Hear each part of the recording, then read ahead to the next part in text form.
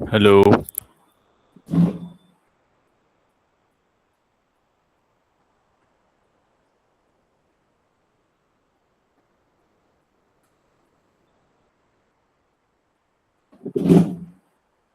Hello, দেখা যাচ্ছে? শোনা যাচ্ছে সবকিছু? ওকে। আরো 2-3 জন এসে যাক, দেন উই উইল স্টার্ট। আমরা 7:50 থেকে শুরু করব। আগের দিন পড়া হয়েছিল হচ্ছে যে আমাদের 13 পেজে সেকেন্ড প্যারা অবধি। আজকে আমরা he had a whole heart and contempt ওখান থেকে আমরা স্টার্ট করব। ঠিক আছে, সবাই একটা খাতা নিয়ে বসিস ওয়ার্ড নোট করার জন্য, বা যদি সম্ভব হয় বইয়ের ওপরে লিখতে পারিস। ঠিক আছে, সবাই ঠিকভাবে শুনতে পাচ্ছিস তো? ওকে। যদি কোনো প্রশ্ন থাকে কোথাও বলবি আমাকে, একটা ওই হ্যান্ড রেজ করা বা কোনো একটা ইমোজি দিলেই আই উইল স্টপ। ওকে, 50 বাজুক, তারপর আমি স্টার্ট করছি।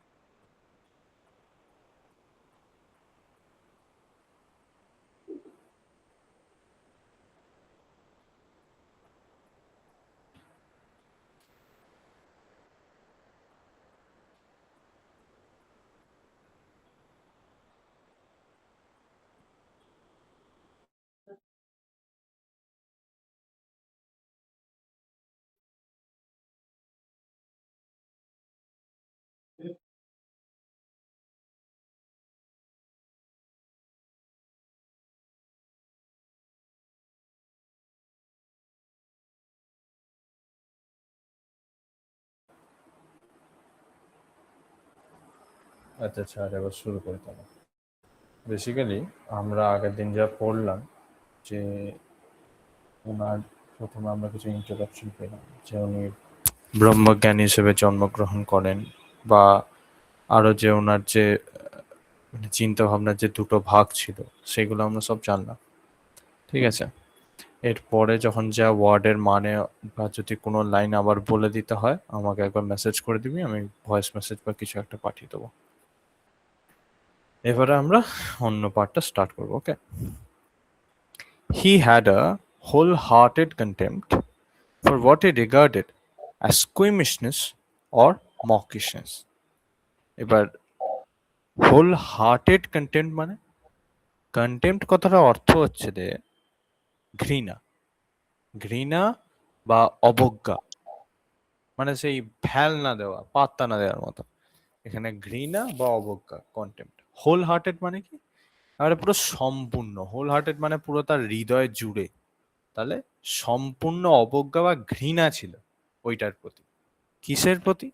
স্কুইমিশনেস মানে হচ্ছে রে খুঁতখুঁতানি, আর মকিশনেস মানে হচ্ছে ন্যাকাপোনা। একটা হচ্ছে খুঁতখুঁতানি, আর একটা হচ্ছে ন্যাকাপোনা। এগুলো লিখে রাখ, যে স্কুইমিশনেস মানে খুঁতখুঁতানি, মকিশনেস মানে হচ্ছে রে ন্যাকাপোনা। লেখা হয়ে গেলে একটা রিয়াকশন দিবি, তারপর আমি যাচ্ছি।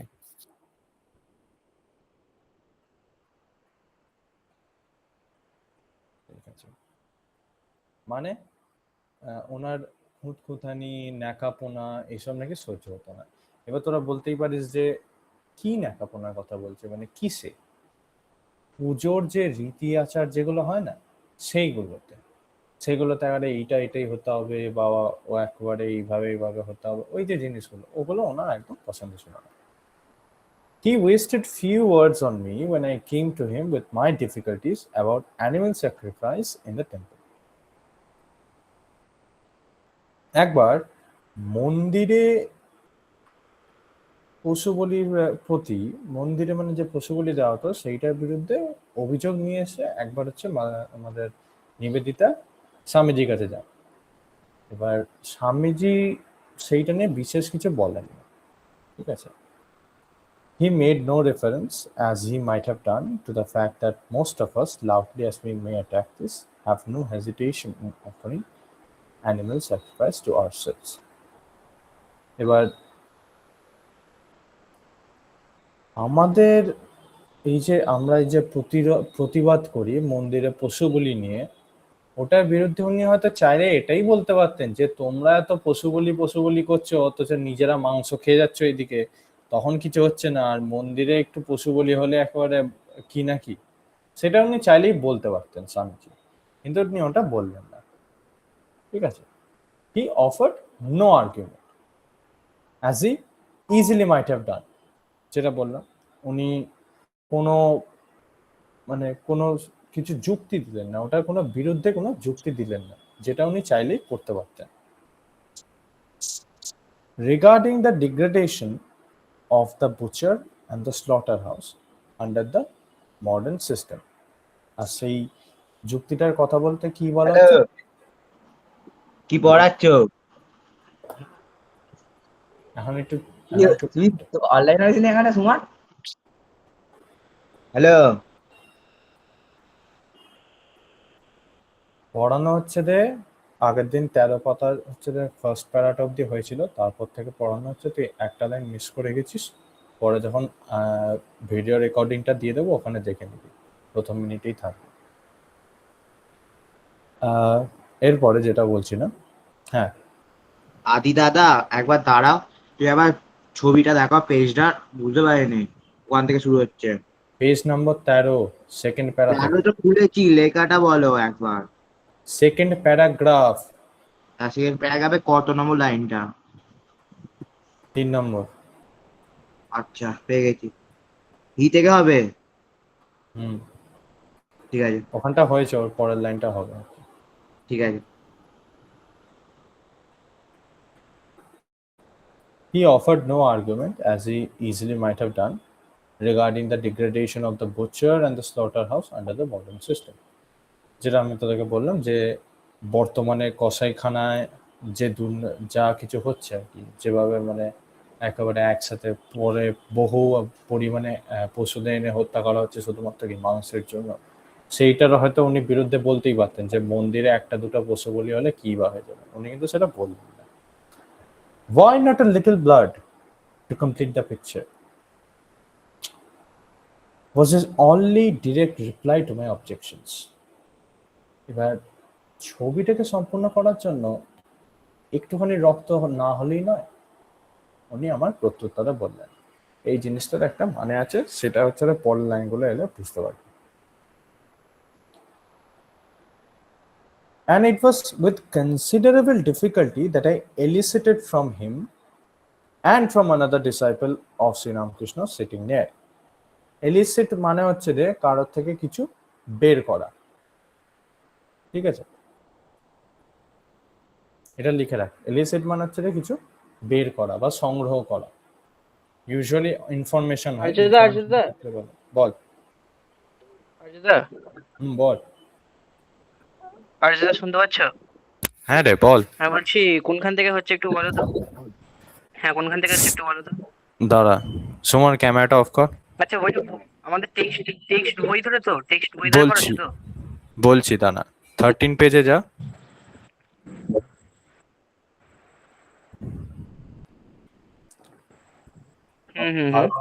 পেজ নাম্বার 13 এ গিয়ে সেকেন্ড প্যারাগ্রাফের তোমার সাউন্ড প্রবলেম হচ্ছে একটুখানি। 7 নম্বর লাইনটাতে যা, 7 নম্বর লাইনটায়, সেকেন্ড প্যারা 7 নম্বর লাইনটা, সেকেন্ড প্যারাগ্রাফের 7 নম্বর লাইনটা। হ্যাঁ ওখানে why not a little blood থেকে তো, ওর সরি ওর পরের লাইনটা দেখ, ওর আগে যে মানেটা বলেছি আমি হচ্ছে রে ভিডিও রেকর্ড কনসিডারেবল লেখা থাকে তো। হ্যাঁ হ্যাঁ, আমি আজকে ভিডিও রেকর্ডিংটা দিয়ে দেবো, তো তোরা একবার পরে দেখে নিস, ঠিক আছে? এখন আর রিপিট করছি না। আপাতত মাইক গুলো অফ কর। ঠিক আছে, দেব মাইকটা অফ তোমার কর, খুব প্রবলেম সাউন্ড হচ্ছে একটু হচ্ছে। মানে ওখান থেকে। সাউন্ডটা কম হচ্ছে। মানে আটকে যাচ্ছে। ওটা তাহলে নেটের সমস্যা। এখানে তো আমি দেখছি তো আমার সাইডে তো রেকর্ড হচ্ছে, এখানে ঠিকঠাক দিচ্ছে। ও চিন্তা নেই, ও রেকর্ড হয়ে থাকবে। কোথাও শুনতে অসুবিধা হলে এসে ওটা তুই পরে পেয়ে যাবি, বুঝলি? ঠিক আছে, আপাতত মাইকটা একটু মিউট কর, আওয়াজ হচ্ছে। আচ্ছা আচ্ছা, ঠিক আছে। হ্যাঁ হ্যাঁ হ্যাঁ। সুমন মাইকটা মিউট কর, আওয়াজ হচ্ছে। দা ভুল গতি। আচ্ছা, যেটা বলছিলাম যে কোথায় গেল জানো? হ্যাঁ, and it was with considerable difficulty that I elicited from him and another disciple of Sri Ramakrishna sitting near. আর আমি খুব কষ্টের সাথে এই ইনফরমেশনটা, এই তথ্যটা বের করতে পেরেছিলাম ওনার থেকে আর শ্রীরামকৃষ্ণের একটা শিষ্য যে হচ্ছে তার কাছেই বসেছিল, স্বামীজির কাছেই বসেছিল, সেটা আমি বের করতে পারলাম। সেটা কি? The actual facts of the more austere side of Kali worship. ঠিক আছে,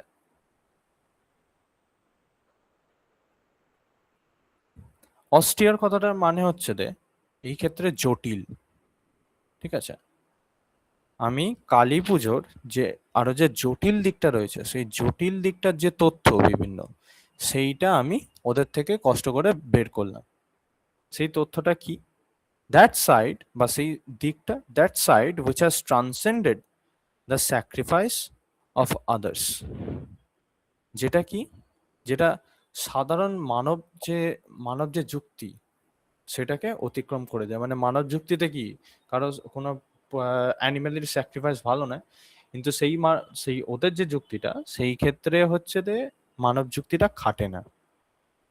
He told me, however, that he had never tolerated the blood offering commonly made to the demons who attend on Kali. Demons who attend on Kali বলতে কি বলা হচ্ছে? যে মা কালীর যে অনুচর, যে ভূত প্রেতরা যারা ছিল আর কি, ওর আশেপাশে যারা ভূত প্রেতরা থাকতো, ওদের উদ্দেশ্যে যেই স্যাক্রিফাইস গুলো করা হয়, যেই বলিগুলো করা হয়, সেগুলোর সমর্থনে স্বামীজি একদমই নেই। স্বামীজি ওগুলোকে একদমই সমর্থন করেন না। কিন্তু he told me however, কিন্তু তিনি এটা বললেন that sorry this was simple devil worship and he had no place for it. এটা মানে সামান্য মাত্রায় কি ছিল? ভূত প্রেতের উপাসনা, মানে যারা একেবারে মানে খারাপ ভূত আর কি, খারাপ ভূত প্রেত যারা, তাদের উপাসনা। আর he had no place for it, তিনি সেটাকে কোনোভাবেই মেনে নিতে পারেন নাই, বা ওটাকে তিনি কোনোভাবে সাপোর্ট করেননি, সমর্থন করেননি। His own effort being constantly to banish fear and weakness from his own consciousness, আর তার যে চেষ্টা ছিল যে and learn to recognize the mother as instinct in evil, terror, sorrow and annihilation. আমি মানেগুলো একটু পরে বলছি। বেসিক্যালি তার নিজের যে চেষ্টাটা ছিল, সেটা কি ছিল? যে মন থেকে ভয় দূর করে, ঠিক আছে, ভয় আর দুর্বলতা দূর করে, to banish fear and weakness. Banish কথাটা অর্থ হচ্ছে দূর করা। ফ্রম হিজ ওন কনসিয়াসনেস, মানে কারোর হচ্ছে নিজের মন থেকে, এখানে কনসিয়াসনেস বলতে মন বোঝাচ্ছে, কারোর মন থেকে ভয় আর দুর্বলতা দূর করে, and to learn to recognise the mother as instinctively in evil, terror, sorrow and annihilation. মাকে মানে কালী মাকে এক্ষেত্রে অশুভ, ভয়ঙ্কর, দুঃখ আর বিনাশের মধ্যেও কি খুঁজে বের করা বা চিনতে পারা। কেন? কারণ আমরা ঠাকুর বলতে কি বুঝি? যে তারা সবকিছু যা ভালো হয় তাতেই থাকে। কিন্তু স্বামীজি বলছেন যে ঠাকুররা শুধু ভালোতেই থাকবেন এরকম তো কোনো কিছু বলা নেই। কালীমা হচ্ছে ধ্বংস, বিনাশ, দুঃখ এইসবের মধ্যেও বিরাজ করেন। তো সেই ক্ষেত্রে হচ্ছে উনি এই জন্য বলছিলেন যে পশু বলির এই দিকটা একটা রয়েছে, এরপরেই ওটা বলবে। It followed that the one thing he could not away with was any sort of watering down of the great, sorry, as in that which makes for sweetness and joy. It followed that one thing he could not away was any sort of watering down of the great conception. এবার সেই যে ভালো ভালো এর মধ্যে যে এই যে ভয়ঙ্কর দুঃখ এইসবের মধ্যেও যে চিনতে শেখা, সেই মহান ভাবধারাটাকে ছোট করে দেখা তিনি কোনোভাবেই সহ্য করতে পারতেন না। ঠিক আছে, মানে হচ্ছে যে কালিমায়ের যে প্রশস্তি, কালিমায়ের যে বিস্তার, সেটা শুধু ভালো জিনিসের মধ্যেই নয়, খারাপ জিনিসের মধ্যেও রয়েছে। আর যদি সেটাকে কেউ ছোট করতে চায়, বলছি দাদা, আর যদি সেটাকে কেউ ছোট করতে চায় তাহলে হচ্ছে যে সেটা তিনি একদম সহ্য করতে পারতেন না, বা তিনি সেটা একদম সমর্থন করতেন না। যে পশু বলির একটা দিক কি, সেটা হচ্ছে যে কালী মায়ের প্রতি একটা নিবেদন করছে, আর সেটা হয়তো দেখতে খারাপ, কিন্তু সেই খারাপটার মধ্যেও কিন্তু একটা মাহাত্ম্য রয়েছে, সেটাই তিনি বলতে চাইছেন। ইনস্টিংটিভলি মানে হচ্ছে যে কি বলবো, মানে যেটা হচ্ছে আনকনসিয়াসলি তুই যেটা করে ফেলবি, বা নিজে থেকেই। ঠিক আছে, ইনস্টিংক্ট মানে কি, ইনস্টিংক্ট মানে হচ্ছে তোর কি যেন কি যেন ওয়ার্ডটা, আমার বাংলা ওয়ার্ডটা মনে হচ্ছে না। অ্যানাহিলেশন মানে হচ্ছে বিনাশ, অ্যানাহিলেশন মানে হচ্ছে যে বিনাশ। ইনস্টিংক্টের দেখা একবার আমি বাংলা মাইটা দেখি।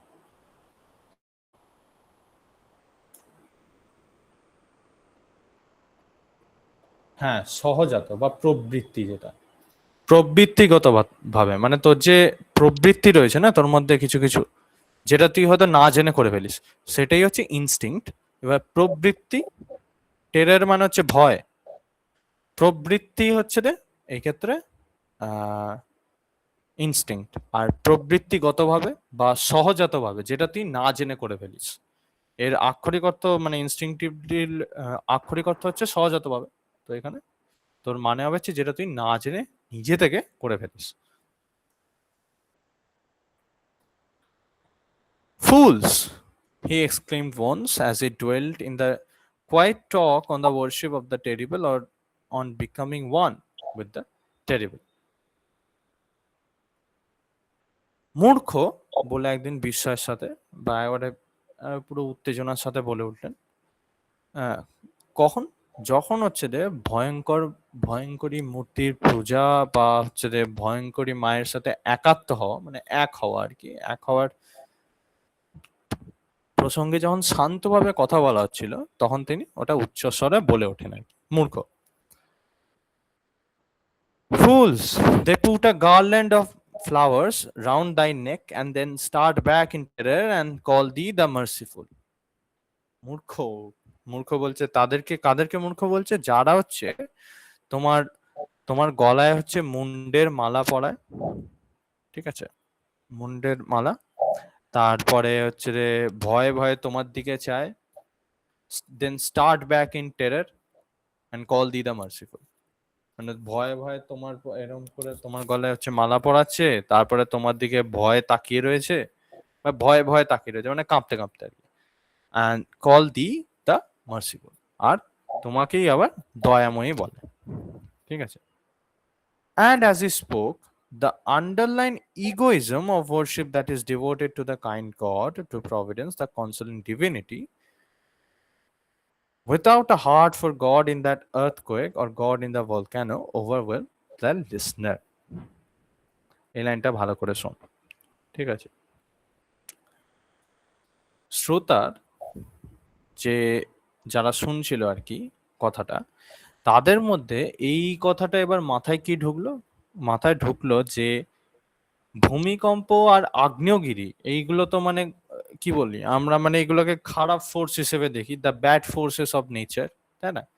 তো প্রকৃতির যে খারাপ দিকগুলো তার মধ্যে হচ্ছে যে ভূমিকম্প, আগ্নেয়গিরি পড়ে। তবে এই যে ভূমিকম্প আর আগ্নেয়গিরির মধ্যে যে প্রকাশিত ঈশ্বর, সেইটার মধ্যে দিয়ে ঈশ্বরের যে ক্ষমতার উদয় হয়, সেই ঈশ্বরটাকে তুই যদি মেনে নিতে না পারিস, ওই যে খারাপ শক্তিগুলোর মধ্যে যে ঈশ্বরের একটা প্রচন্ডতা আছে, ঈশ্বরের যে একটা ব্যাপার আছে, সেই ব্যাপারটাকে তুই যদি না মেনে নিতে পারিস, তাহলে হচ্ছে যে মানে সান্ত্বনা দানকারী, the consoling divinity, the consoling divinity সেইটাকে হচ্ছে যে তুই যদি মেনে নিস, সেইটার উদ্দেশ্যে তুই যদি পুজো দিস যে সে হচ্ছে সব সময় ভালো করে, মানে তার কোনো খারাপ দিক নেই, সেইটা তাহলে তুই যদি পুজো করিস, তাহলে সেটা হচ্ছে কি বলবো, আহ সেটা হচ্ছে তোর অহংকার, তোর নিজস্ব অহংকার, যে আমি ভগবানের একটা দিকই মানবো, আরেকটা দিক মানবো না, সেইটা সেটা হয় না, তাই না?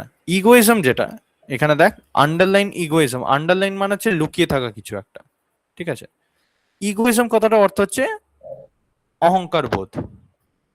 মানে তোর অহংকার কিসে? তো অহংকার এই জিনিসটাতেই যে আগ্নেয়গিরি আর কি বলবো, আগ্নেয়গিরি আর ভূমিকম্প এইসবের মধ্যে যে প্রচন্ডতা রয়েছে, এইসবের মধ্যে যে ভগবানের একটা দিক রয়েছে, তুই সেটাকে না মেনে শুধু ঈশ্বরের যে ভালো দিকটা রয়েছে সেই দিকটাকে শুধু মানছিস, আর মেনে সেই দিকটাকেই পুজো নিবেদন করছিস, সেই ক্ষেত্রে যে তোর অহংকার বোধ কোনখান থেকে আসছে, যে তোর সাহস কি করে হয় তুই ভগবানকে এক চোখে দেখছিস? কারণ ভগবান তো একটা নিজস্ব সত্তা, না? তো ভগবানের একটা দিক দেখার জন্য আমরা কে? ভগবানের দুটো দিক আছে। ভগবান, ভগবানকে ভালো বা মন্দ বলার তো অধিকার আমাদের নেই, বা ভগবান কি সেটাও তো ঠিক করে দেওয়ার অধিকার আমাদের নেই। তো কিন্তু এখানে কি আমরা শুধু হচ্ছে সেই আহ যেটা এখানে লেখা আছে, দ্য কনসোলিং ডিভিনিটি। কনসোলিং মানে কি, যে সান্ত্বনা দেয়। কনসোল মানে হচ্ছে সান্ত্বনা দেওয়া, কনসোলিং মানে হচ্ছে সান্ত্বনাকারী, যে সান্ত্বনা দেয়। আমরা শুধু সেই ভগবানকে তো দিলে হবে না, বা ভগবানের সেই শুধু সান্ত্বনাকারী দিককে তো পুজো করলে হবে না, আরেকটা দিকও তো আছে, সেই দিকটাকে তো ভুলে গেলে চলবে না, না? তো সেই জন্য পশু বলি, ঠিক আছে? One saw that such worship was at the bottom, as the Hindu calls it, merely shopkeeping. আর একজন কি বুঝলো যে এই ধরনের পুজো, যেটাকে হিন্দুরা দোকানদারি বলে, শপকিপিং, দোকানদারি মানে হচ্ছে যে তুই শুধু ভালো দিকগুলোকে হচ্ছে যে চুজ করছিস, তুই শুধু ঠাকুরের ভালো দিকটাকে চুজ করে সেইগুলোর প্রতি হচ্ছে যে তোর শ্রদ্ধা নিবেদন করছিস বা তোর পুজো অর্পণ করছিস। আহ And one realized the infinitely greater boldness and truth of teaching that God manifests through evil as well as through good. এই লাইনটা আন্ডারলাইন করে রাখ, কারণ এতক্ষণ ধরে তোদেরকে যা বোঝালাম সেটা কিন্তু এই লাইনটাতেই বলে দেওয়া আছে, ঠিক আছে? এতক্ষণ ধরে যা বললাম সব এই লাইনটাতে বলে দিচ্ছে, এক প্রকার কাইন্ড অফ বলেই দিচ্ছে। সেটা কি বলছে?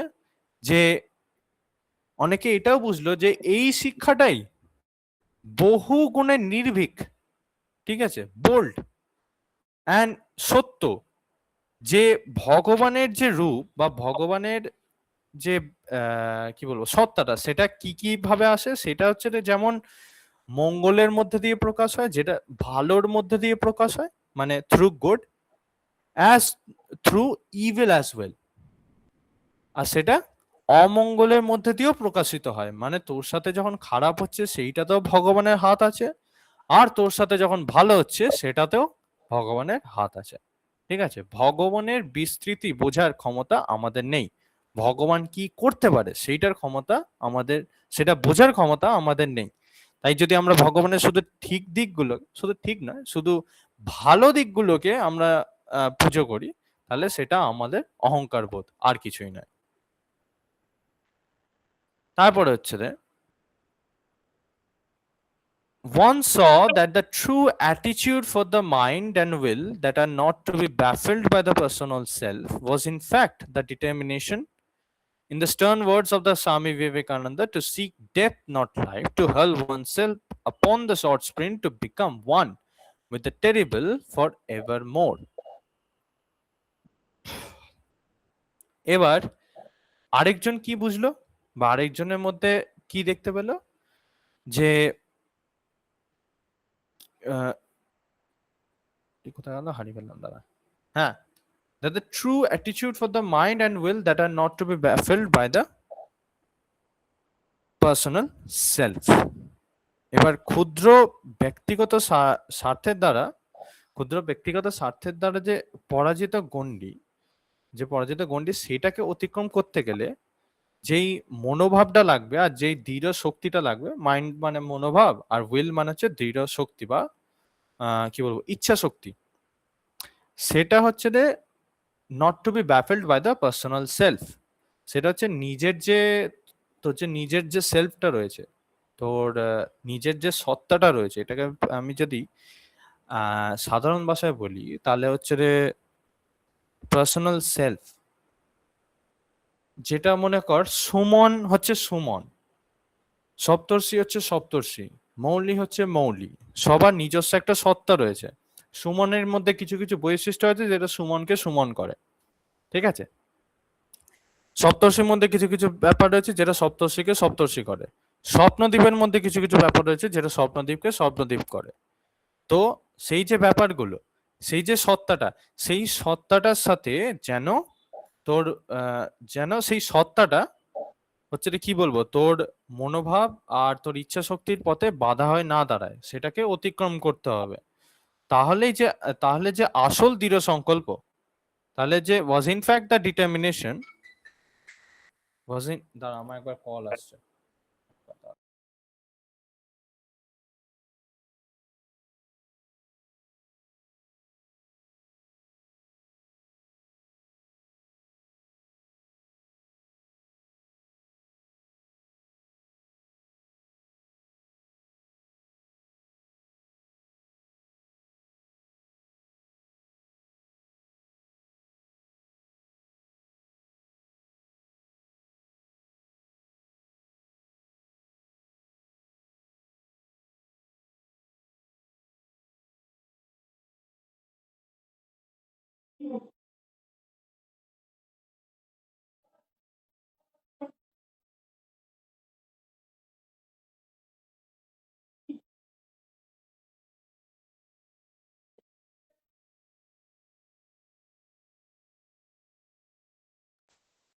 এ সপ্তর্ষি,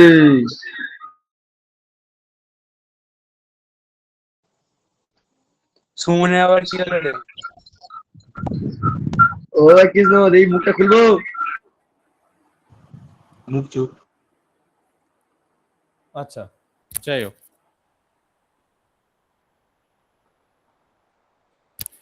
বেসিক্যালি স্বামীজির যে কঠোর, স্টার্ন মানে হচ্ছে কঠোর, এটা লিখে রাখ আগে। স্টার্ন কথাটা অর্থ হচ্ছে কঠোর, ঠিক আছে?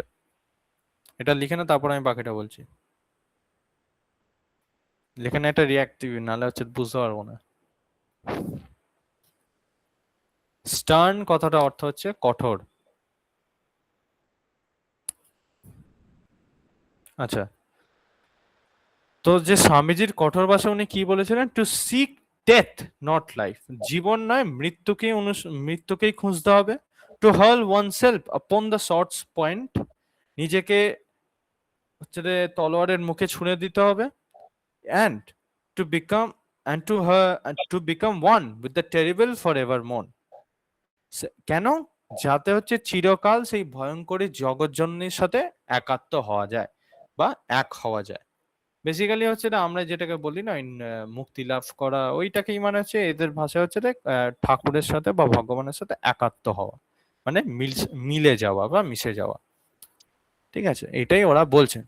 এই পোর্শনটা আমি তোদেরকে বলবো, যখন নিজে থেকে পড়বি একবার ধরে ধরে, যদি সাইডে যে বাংলা মানে থাকে বা কিছু যদি থাকে সহায়িকা ফাইকা, ওখান থেকে আবার ধরে ধরে এটাকে রিডিং পড়তে, কারণ এটাকে শুধু পড়ালে হবে না, বা এই রেকর্ডিংটাই যে রয়েছে এই রেকর্ডিংটাকে আরেকবার করে শুনবি। কারণ কেসটা হচ্ছে যে এই এই ল্যাঙ্গুয়েজটা হচ্ছে খুব কঠিন। এই ল্যাঙ্গুয়েজটা আমি জানি না কারণ এই লেভেলে দিয়েছে, এটা হচ্ছে যে এই লেভেলে পড়ার জন্য নয়। তাও আমি বলছি হচ্ছে যে একবার নিয়ে থেকে ভালো করে এই রেকর্ডিংটাকে দেখতে থাকবে। যাই হোক, তারপরে বলছি, it would have been altogether inconsistent with the Swami's idea of freedom. Inconsistent কথাটা অর্থ হচ্ছে বেমানান, ঠিক আছে? ইনকনসিস্টেন্ট মানে হচ্ছে বেমানান, লিখে না একবার।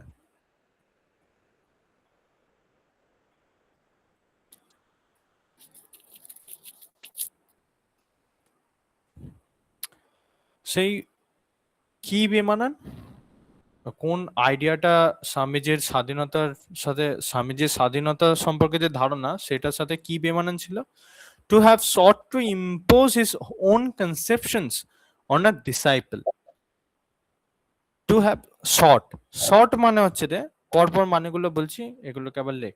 শর্ট মানে হচ্ছে যে কিছু একটা চাওয়া, ঠিক আছে, শর্ট মানে চাওয়া।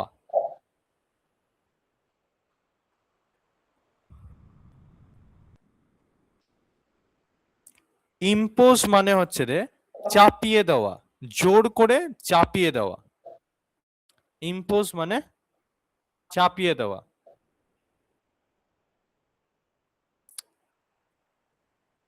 কনসেপশনস মানে হচ্ছে যে তোরা ওই কনসেপ্ট বলিস না, ওই কনসেপ্টেরই নাউন হচ্ছে কনসেপশনস আরেকটা। তো কনসেপশন মানে হচ্ছে যে ধারণা।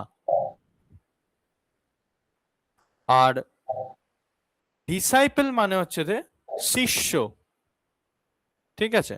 তো স্বামীজি কখনো নিজের ধারণাগুলোকে শিষ্যদের উপর জোর করে চাপানোর চেষ্টা করতেন না বা চাপাতে চাইতেন না, কারণ সেটা হচ্ছে তার স্বাধীনতা সম্পর্কে তার যে ধারণা বা তার যে আদর্শ সেটার সাথে বেমানান বা সেটার সাথে বেমানান হয়ে উঠতো। But everything in my past life as an educationist, educationist মানে বাংলা মানে হচ্ছে শিক্ষক, ঠিক আছে। But everything in my past life as an educationist had contributed to impress on me now the necessity of taking on the Indian consciousness, ঠিক আছে। কিন্তু শিক্ষক হিসেবে আমার যে একটা অতীত জীবনে অভিজ্ঞতা রয়েছে সেইটা আমাকে এটা বুঝতে সাহায্য করেছিল that that had contributed to impress on me the necessity of taking on the Indian consciousness. ভারতীয় ভাবধারায় যে চিন্তা করার প্রয়োজনীয়তাটা, ভারতীয় ভাবধারায় যে চিন্তা করতে হবে সেইটা বুঝতে আমায় সাহায্য করেছিল যে আমি আগে শিক্ষক ছিলাম সেই অভিজ্ঞতাটা। And the personal perplexity associated with the memory of pilgrimage to Amarnath was a witness not to be forgotten to the strong place which Indian system worships held in that consciousness. মানে হচ্ছে যে লেখিকা আমাদের এখানে আছে ভগিনী নিবেদিতা, এই লাইনটাকে আমি simple ভাবে বলছি। ভগিনী নিবেদিতা কি বলছেন যে ভারতকে জানতে হলে, উনি তো ভারতে এসে থাকছিলেন, এবার উনি বলছিলেন যে আমি শিক্ষক হিসেবে এটা বলছি যে ভারতকে জানতে হলে শুধু ভারতের সম্পর্কে পড়লে হবে না বা বাইরে থেকে ভারতকে শুধু দেখে নিলে হবে না, ঠিক আছে। তোমাকে হচ্ছে যে ভারতের যে মাইন্ডসেটটা সেটাও বুঝতে হবে। ভারতের মাইন্ডসেটটা বোঝার জন্য, আর যে ভারতের যে মাইন্ডসেটটা রয়েছে সেইটা বোঝার জন্য ধর্ম হচ্ছে একান্তভাবে প্রয়োজনীয়। আমাদের ভারতীয়দের যে মানসিকতা বা আমাদের ভারতীয়দের যে ভাবধারা, সেই ভাবধারার মধ্যে ধর্মের এক বিশাল অবদান রয়েছে বা ধর্মের একটা সিংহভাগ অবদান রয়েছেই। তো ধর্ম না বুঝলে ভারতীয়দের মতবাদ থেকে শুরু করে আদর্শ, জীবনযাত্রা কিছুই ঠিক করে বুঝতে পারবে না, কারণ আমাদের বিভিন্ন দিক থেকে ধর্ম প্রভাবিত করে। তারপরে and the personal perplexity associated with the memory of pilgrimage to Amarnath was a witness not to be forgotten to the strong place which Indian systems of worship held in that consciousness. এটাকে যদি আমি সহজভাবে বলি যে আমি যখন অমরনাথে যাচ্ছিলাম, আগের গল্পটাতেই তোরা পড়লি, অমরনাথের তীর্থযাত্রার সময় যে আমার যে আগের যে কনফিউশনটা ছিল, আমার যে আগে যে বিভ্রান্তি ছিল, সেটাই আমায় মনে করালো যে আমাদের ভারতীয়দের ভারতীয়দের জীবনযাত্রায় বা ভারতীয়দের মতবাদে আদর্শে আমাদের ধর্ম কতটা ছড়িয়ে রয়েছে বা ধর্ম কতটা গেঁথে রয়েছে আর কি। সোজাভাবে বললে যে ভারতের জীবনযাত্রায় ধর্ম হচ্ছে খুব ইম্পর্টেন্ট। সেই ধর্ম তুমি যদি না বুঝতে পারো তাহলে ভারতীয়দের মতবাদ বা ভারতীয়দের যে শিক্ষা তুমি সেটার অনেক অনেক পোর্শনই বুঝতে পারবে না, অনেকটাই বুঝতে পারবে না, ঠিক আছে। এরপরে হচ্ছে I set myself therefore to enter into Kali worship as one would set oneself to learn a new language, ঠিক আছে। তো সেইটা বোঝার পরেই আমি কালী পুজোর রহস্য বোঝার চেষ্টা করলাম। কেমন ভাবে? যেমন ভাবে একটা বাচ্চা একটা ভাষা শেখার চেষ্টা করে, সরি একটা বাচ্চা না, একটা লোক, একজন মানুষ আর কি একটা নতুন ভাষা শেখার চেষ্টা করে, বা as or take birth deliberately perhaps in a new race, বা একটা নতুন জাতির মধ্যে জন্মগ্রহণ করার চেষ্টা করলেন। নতুন জাতির মধ্যে জন্মগ্রহণ করা মানে কি, মনে কর আজকে এখন তুই গিয়ে কি বলবো, হয়তো আমেরিকানদের মধ্যে থাকতে শুরু করে দিলে, এবার আমেরিকানদের সাথে থাকতে গেলে তো শুধু তোর মতো ভাবে চললে হবে না, ওরা কিভাবে চলে সেটা তোকে শিখতে হবে। তো মানে কি, একটা নতুন জাতির মধ্যে তোকে একটা নতুন ভাবে জন্ম নিতে হবে। তো সেইটাই ভগিনী নিবেদিতা করার চেষ্টা করছিলেন। উনি তো বিদেশি ছিলেন এবং উনি জানবেন না যে ভারতীয়রা কিভাবে কি থাকে না থাকে। তো ভারতীয়দের মধ্যে এসে উনি আর কি নতুন ভাবে একটা জন্ম নেওয়ার চেষ্টা করলেন বা নতুন ভাবে বাঁচার চেষ্টা করলেন। এরপরে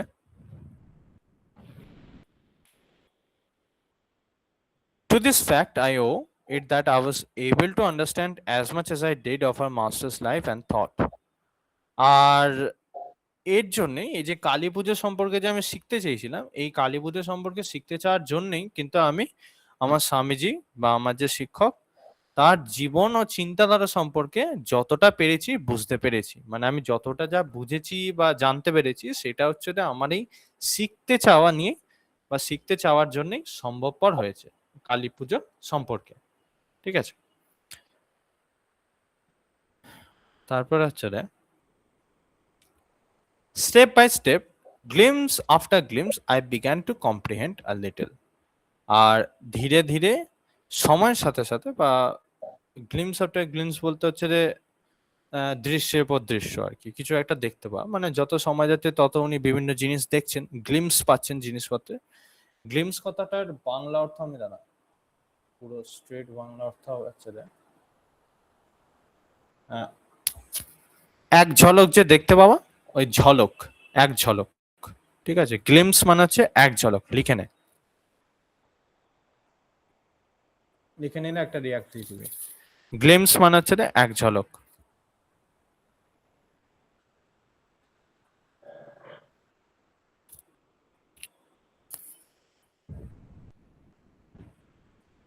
ঠিক আছে, তাহলে যত ধীরে ধীরে সময় যেতে লাগলো আমি হচ্ছে তত ঝলক, বিভিন্ন হচ্ছে যে জিনিসপত্রের ঝলক পেতে পেতে বা বিভিন্ন ধর্ম সম্পর্কিত জিনিসপত্রের ঝলক পেতে পেতে আমি আরো বুঝতে পারলাম যে জিনিসগুলো বা জিনিসগুলো কি হচ্ছে আর কি। ঠিক আছে, এবার বল যে এখান থেকে কোনো মানে ফানে বা কোথাও একটা লাইন রিপিট করে দিতে হবে কিনা, একবার বল।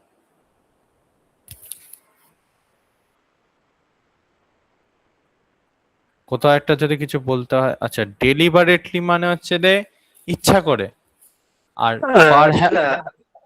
দাঁড়া একবার মাইটা বলে দিই। হ্যাঁ বলছি, দাঁড়া, ডেলিবারেটলি মানে হচ্ছে ইচ্ছা করে, পারহ্যাপস মানে হচ্ছে যে হয়তো। ঠিক আছে, আচ্ছা বল সতাশি, বল বল। এখানে যে লাস্ট টাইম বললেন I began to comprehend a little, ওই জায়গাটা, ওই যে মানেটা ও আচ্ছা, কম্প্রিহেন্ড। কম্প্রিহেন্ড মানে হচ্ছে বুঝতে পারা। ঠিক আছে, তো মানে যত সময় যেতে লাগলো ধীরে ধীরে, স্টেপ বাই স্টেপ মানে হচ্ছে যে ধাপ বেয়ে, এবার ধাপ বেয়ে তো নয়, ধীরে ধীরে আর কি, ধীরে ধীরে আমি হচ্ছে যে একটু একটু একটু একটু করে বুঝতে থাকলাম যে কিভাবে কি জিনিসটা হচ্ছে, কি কি বুঝতে থাকলাম। বুঝতে পারছি আস্তে আস্তে। হুম, হ্যালো। গ্র্যাজুয়ালি এটা ধীরে ধীরে বুঝতে পারছি যে হ্যাঁ হ্যাঁ, ওটা ওটা মানে এখানে গ্র্যাজুয়াল, এবার মানে কি স্টেপ বাই স্টেপে যদি বাংলা বলি যে ধাপে ধাপে, এবার ধাপে ধাপে এটা কেমন শোনাচ্ছে ওই জন্য বাংলায় বললাম যে ধীরে ধীরে আর কি। এখানে যদি আমি আক্ষরিক অর্থে পুরো একদম ট্রান্সলেট করি তাহলে হচ্ছে যে ধাপে ধাপে, আর ঝলকের পর ঝলক আমি দেখতে পেয়ে আমি ধীরে ধীরে বুঝতে শুরু করলাম, বা আমি একটু একটু করে বুঝতে শুরু করলাম। কি বুঝতে শুরু করলাম, আমাদের এই যে ভারতীয় কালচার, ভারতের যে এই যে আচার আচার যা আছে সেইগুলো সেইগুলো কিভাবে কাজ করে আর সেগুলো মানুষের জীবনকে কিভাবে প্রভাবিত করে সেইটা আমি বুঝতে থাকলাম। ওকে, আচ্ছা ওটা ইগোটিজম নয়, দেখ এটা ইগোটিজম নাকি, ইগোইজম, অহংকারবোধ। তখন যে অহংকার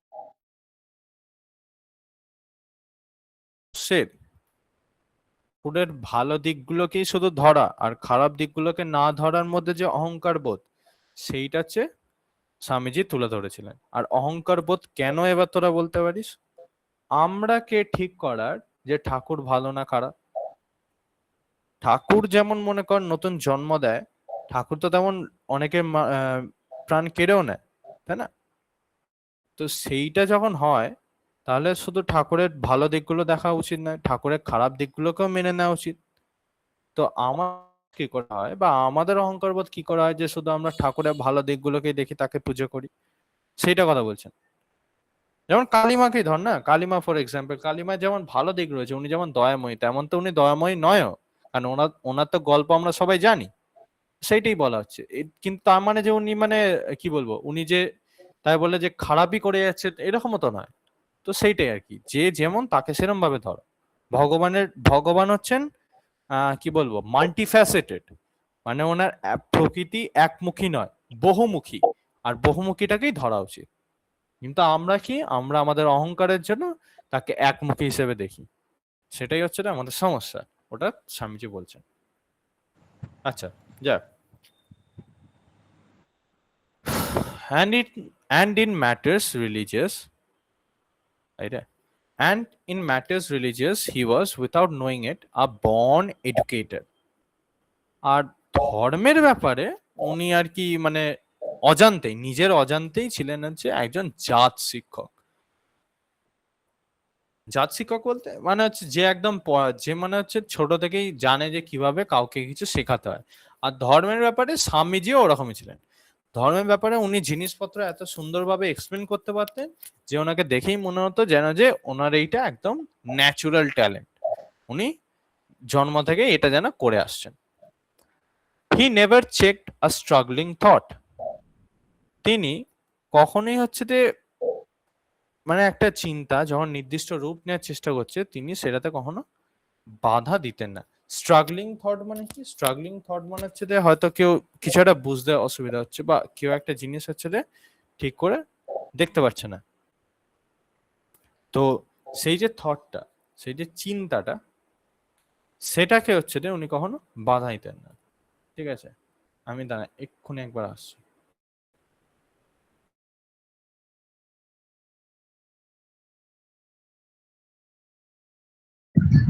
ওই গ্রুপেতে বম ফেলে দেবো।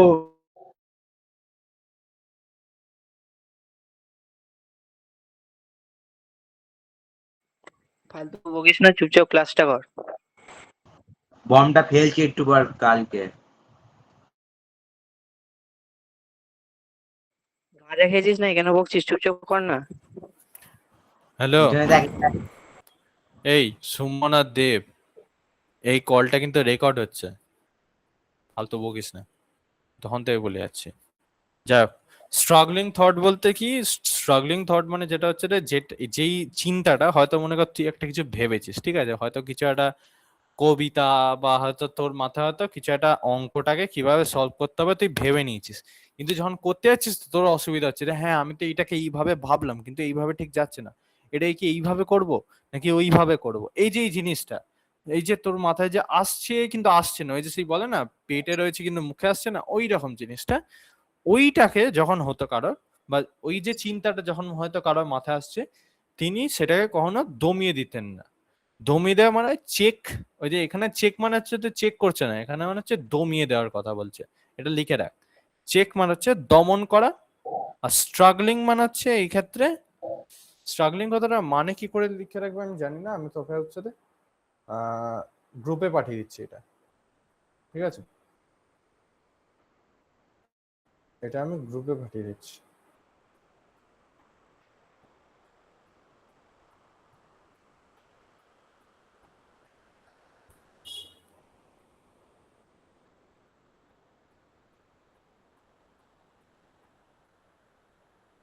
গ্রুপে দিয়ে দিয়েছি, ঠিক আছে, ওখান থেকে হবে নিউজ।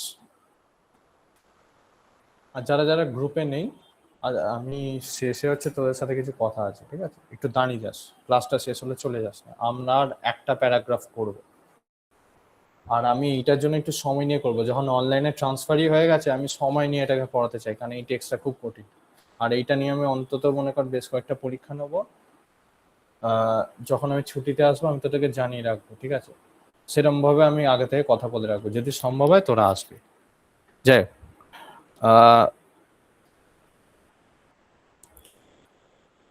আর হ্যাঁ, আরেকটা জিনিস, তোদেরকে মামা হয়তো মোস্ট প্রবাবলি পড়াবে, ঠিক আছে?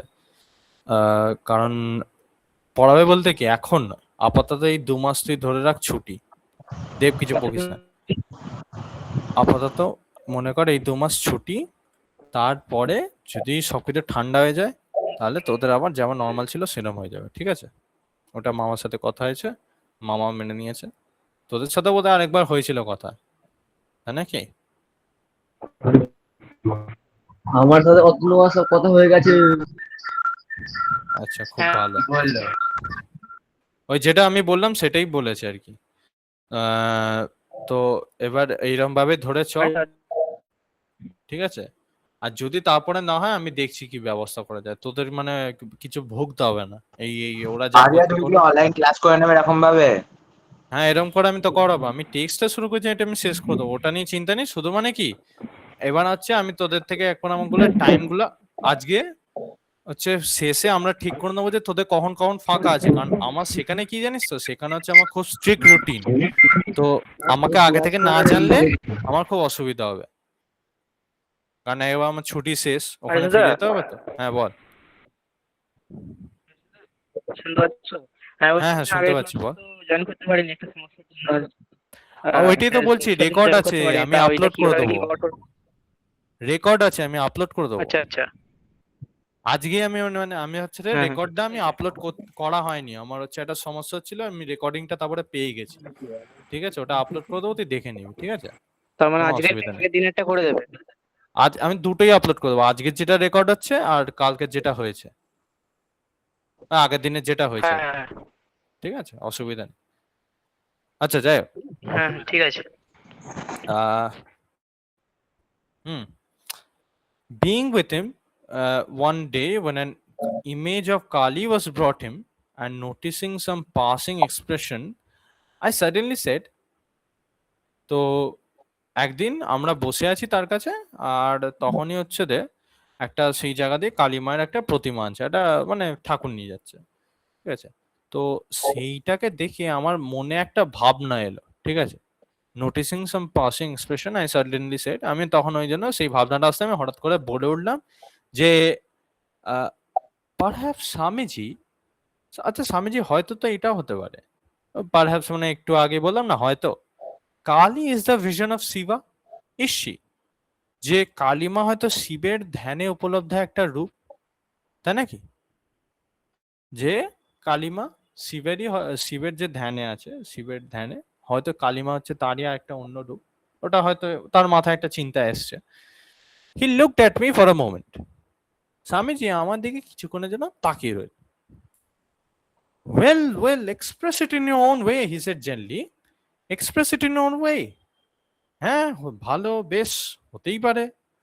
আহ, নিজের অবশ্যই নিজের মতো তার রূপ প্রকাশ করো, অবশ্যই করো, মানে ওটাকে দুবার বলছে, মানে বল এনকারেজ করছে আর কি, যে মানে যে ঠাকুরের যে বিভিন্ন রূপ হতে পারে সেটা অনেক সময় ডিপেন্ড করে যে তুই কিভাবে দেখছিস ঠাকুরকে, ঠিক আছে?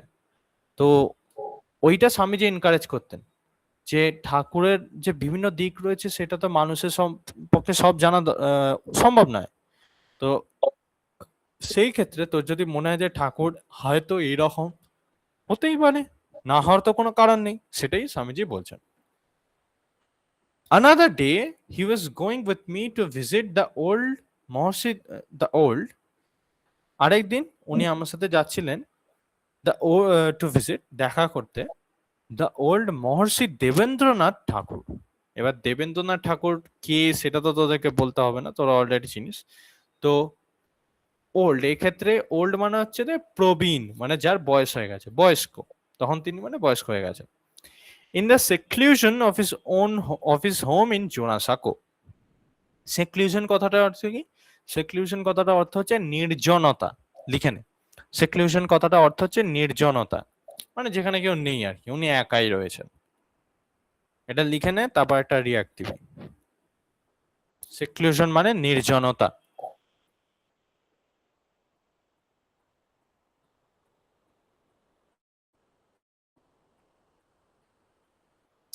নে।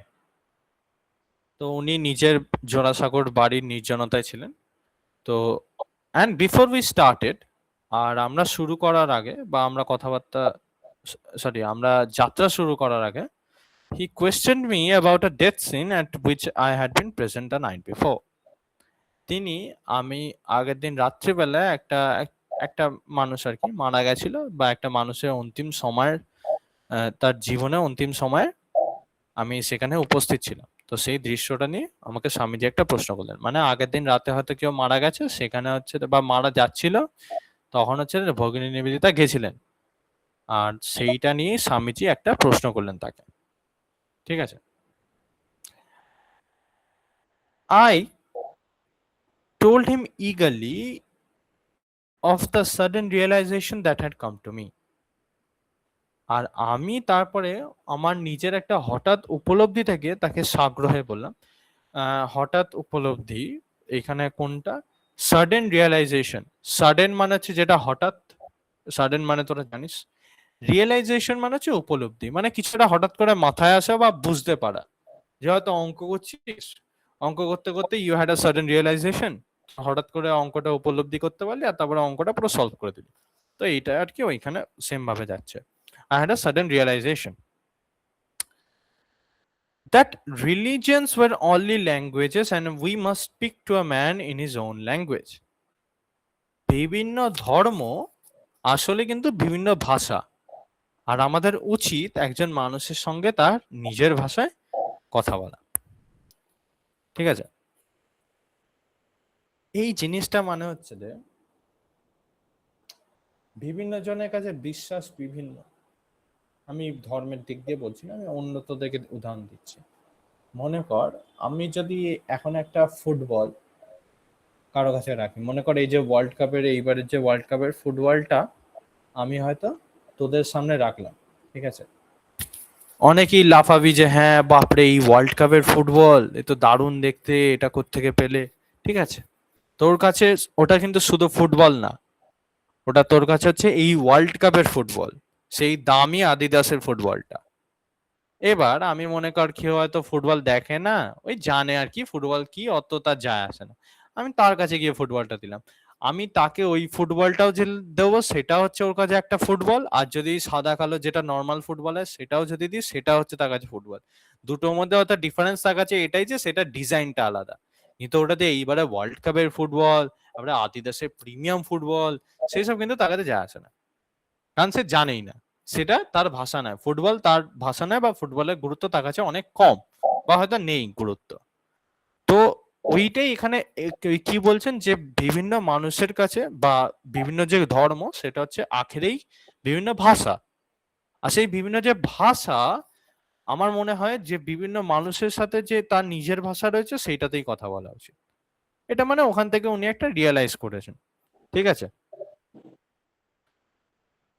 যে মানে কি হয়তো কেউ হিন্দু, কেউ মুসলিম, কেউ খ্রিস্টান, তো তার কাছে তার ভাষা অন্য হবে, তার কাছে ঠাকুরের ডেফিনিশনও অন্য, কেউ হয়তো ঠাকুর বলেও না, কারোর কাছে সেটা আল্লাহ, কারোর কাছে সেটা জিসাস ক্রাইস্ট, যেমন তোরা দ্য সেকেন্ড কামিং এ পড়লি, তাই না? সেখানে যদি আমরা এখন ঠাকুর আমাদের ঠাকুর বলে যদি আমরা কম্পেয়ার করতাম তাহলে কি দাঁড়াতো? যেত না, কারণ আমাদের ভাষাটা আলাদা, আমাদের কাছে ভাব ধারণাটা কিছুটা হলেও আলাদা। ঠিক আছে, এই কথা শুনে সরি এই yes, he exclaimed, his whole face lighted up at the thought. Lighted up মানে হচ্ছে জ্বলে ওঠা, মানে উজ্জ্বল হয়ে ওঠা ভালো ক্ষেত্রে আর কি, যে এই কথাটা শুনে তার মুখখানা আনন্দে পুরো উজ্জ্বল হয়ে উঠল। ঠিক আছে, তিনি বলে উঠলেন বা he said yes, he exclaimed, হ্যাঁ একবারে পুরো বলে উঠলেন উচ্ছ্বাসের সাথে আর কি। And Sri Ramakrishna Paramahansa was the only man who taught that. R Sri Ramakrishna Paramahansa এই শিক্ষাটাই দিয়ে গেছেন। He was the only man who even had the courage to say that we must speak to all men in their own language. একমাত্র তিনি সাহস করে বলে গেছেন যে আমাদের উচিত সবার সঙ্গে তাদের নিজ নিজ ভাষায় কথা বলা, যেটা তোদেরকে এতক্ষণ ধরে বললাম, যে যার সবার কাছে সবকিছুর ভাষা একই নয়, তাকে তার মতো করে বোঝাতে হয় জিনিসপত্র, তাকে তার মতো করে জিনিসপত্র বলতে হয়, তবে হচ্ছে সেটা তার মাথায় ঢোকে। তো সেটা আর কি উনিও বলেছেন যে ধর্মের ক্ষেত্রে একই, সবার কাছে ধর্মের ভাষা একই নয়, তো তাকে সেইভাবে বোঝাতে হবে। Yet, তবুও, there came a day when he found it necessary to lay down with unmistakable clearness his own position in the matter of mother worship. তবুও এমন একদিন এলো যেদিন তিনি মাতৃপূজা সম্বন্ধে তার নিজের অবস্থান পুরো একেবারে স্পষ্টভাবে ক্লিয়ার করে দিলেন, মানে পুরো স্পষ্টভাবে জানিয়ে দিলেন। কি মানে উনি বলছেন যে বিভিন্ন জনের কাছে ঠাকুরের ডেফিনিশন বা বিভিন্ন জনের কাছে ধর্মের ভাষা আলাদা, কিন্তু সেইটা হওয়া বলা সত্ত্বেও ওনার কাছে কিছু কিছু জিনিস ছিল যেটা হচ্ছে যে সবার সাথেই খাটতে হবে, সবার মতো করে খাটালে হবে না। যে মানে ওই নিয়মটা সুমনের জন্য আলাদা হবে বা সুমনকে আলাদাভাবে করাতে হবে, কৃষ্ণকে আলাদাভাবে করাতে হবে, মৌলিকে আলাদাভাবে করাতে হবে বা অদ্রিজাকে আলাদাভাবে করাতে হবে, ওরকম কোনো ব্যাপার না। সেই নিয়মগুলো হচ্ছে যে সবাইকে একইভাবে মানতে হবে। সেটা কি? I was about to lecture, his own position in the matter of mother worship, মাতৃপূজা সম্বন্ধে ওটা তো বললাম। I was about to lecture at the Kalighat, আমি কালীঘাটে একটা বক্তৃতা দিতে যাচ্ছিলাম। And he came to instruct me that if any foreign friends should wish to be present, they were to remove their shoes and sit on the floors. আর তিনি আমাকে এটাই বলতে এসেছিলেন যে যদি আমার কোনো বিদেশি বন্ধুরা সেই বক্তৃতায় আসতো, তারা যেন তাদের জুতো খুলে মাটির ওপর বসে বা মাটিতে বসে। এটাই আর কি, যেন জুতো পরে না দাঁড়িয়ে থাকে পুরো সাহেব মেমদের মতো, ওটা মানে কারোর জন্য যেন ছাড় না হয়। In that presence no exceptions were to be made. সেই মহাপীঠে, মানে কালীঘাট মানে বুঝতেই পারছিস অবভিয়াসলি মহাপীঠ, মানে সেই জায়গাটার একটা আলাদা ব্যাপার আছে। সেই কালীঘাটে যেন মায়ের দিব্য উপস্থিতিতে বা মায়ের উপস্থিতিতে যেন কোন রকম নিয়মের ব্যতিক্রম না ঘটে বা কোন রকম নিয়ম যেন না ভাঙে। I was myself unmistakable. দাঁড়া, আনমিস্টেকেবল মানে হচ্ছে যে পুরো একদম স্পষ্টভাবে, এই ক্ষেত্রে পুরো স্পষ্টভাবে মানে তোর যেন বুঝে মিস্টেক না হয়। ওই যে সুস্পষ্ট বলে না, সুস্পষ্ট, সেটাকে হচ্ছে এক্ষেত্রে ওটাকে বলে, ওটা লিখে রাখ। আনমিস্টেকেবল মানে হচ্ছে পুরো সুস্পষ্ট ভাবে।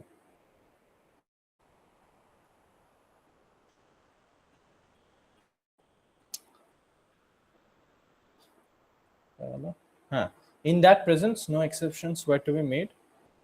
মায়ের উপস্থিতিতে, মায়ের উপস্থিতি বলতে যে কালীঘাটে যাচ্ছে তো কালী মায়ের একদম ওই জায়গাটাতে, ওখানে গেলে যেন সবাই নিয়ম মেনে চলে, ওখানে যেন কেউ জুতো পরে একবারে টকবক করে না ঘুরে বেড়ায়, জুতো খুলতে হবে আর মাটি মেঝেতে শান্তভাবে বসতে হবে।